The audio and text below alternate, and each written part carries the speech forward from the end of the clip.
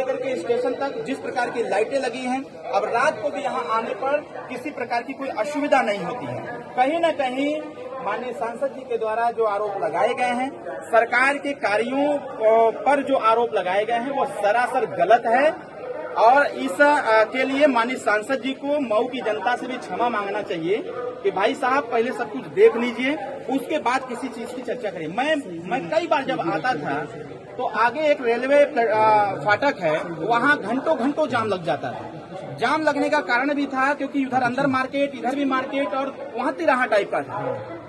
हम लोग भी प्रयासरत थे, हम लोग इस चीज की चर्चा करते थे कि काश यहाँ पर ओवरब्रिज बन जाता। भाई ओवरब्रिज कौन बनवा रहा है? एनडीए सरकार। कि यहाँ जाम न लगे, आवागमन में कोई दिक्कत न हो, जो भी बाजार में मार्केट करने आते हैं, बाजार करने आते हैं, ऐसे लोगों को किसी प्रकार की कठिनाई का सामना न करना पड़े। जो भी गाड़ियां इधर से पास होती हैं वो फाटक पर इंतजार न करें, बल्कि ओवरब्रिज के माध्यम से वो अपने गंतव्य तक आसानी। जिस महापुरुष ने रियलिटी चेक किया है उसको रियलिटी चेक का स्पेलिंग पता नहीं आता होगा कि नहीं आता होगा। मुझे लगता है कि उनके दिमाग का रियलिटी चेक कराना चाहिए। मुझे ऐसा लग रहा था कि जो आज़ादी के बाद अब तक की सबसे बड़ी ऐतिहासिक जीत जनता ने दी है तो कुछ सद्बुद्धि आई होगी। सदन में दिए गए मेरे भाषण को जो समझ ना पाए तो उसको मैं क्या कहूँ। अगर आप कोई बात कहते हैं थोड़ी देर बाद समझ में आता है तो उसको हम लोग बेवकूफ़ कहते हैं, और थोड़ी देर बाद समझ में आता था मूर्ख कहते हैं। जिसको 8 महीने बाद भी समझ में नहीं आए उसको आप क्या कहेंगे, आप बताइए। मेरे भाषण पर ना तो रेल मंत्री सामने बैठे थे, रेल राज्य मंत्री बैठे थे, उन्होंने कोई एतराज़ दर्ज कराया, ना भारतीय जनता पार्टी के किसी या विपक्ष सत्ता पक्ष के किसी सांसद ने कराया। लेकिन ये महापुरुष चले गए। 8 महीना पहले की मैंने बोला है कि जब मैं सांसद बना था और उसमें मीडिया के साथी भी हमारे थे। मैं यहाँ माननीय रेल मंत्री जी को जरूर धन्यवाद दूंगा कि मीडिया के साथ ही खड़ा था, बाढ़ का निरीक्षण कर रहा था, उनका फ़ोन आ गया मेरे पास और उन्होंने आश्वासन दिया। मैंने भाषण में बोला कि 2 बार 3 बार लिखा कार्रवाई हो रही है, तो मेरे लगातार सक्रिय रहने की वजह से वहाँ सुधार की स्थिति आ रही है। उस दिन क्यों नहीं गए रियलिटी चेक करने?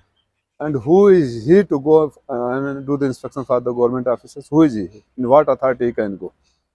कौन से, कैसे गए वो किस अधिकार से गए?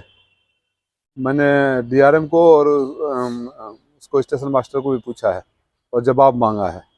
उस प्लेटफार्म पर राजनीतिक मंच बनाओगे, 50-100 लोगों को अपने लेके जाओगे और मैं मीडिया के साथियों को लेकर जाओगे, उसमें कोई ट्रेन आए, उसमें लोग यात्री चढ़े उतरे, कोई भगदड़ हो जाए, कोई दुर्घटना हो जाए, कौन जिम्मेदार है?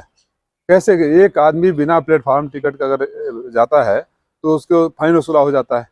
रेल के जिन कर्मचारी अधिकारी ने किया इनके खिलाफ भी कार्रवाई होगी।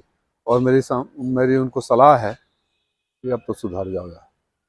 आप लोगों की इसी भाषा ने आपको ख़त्म कर दिया।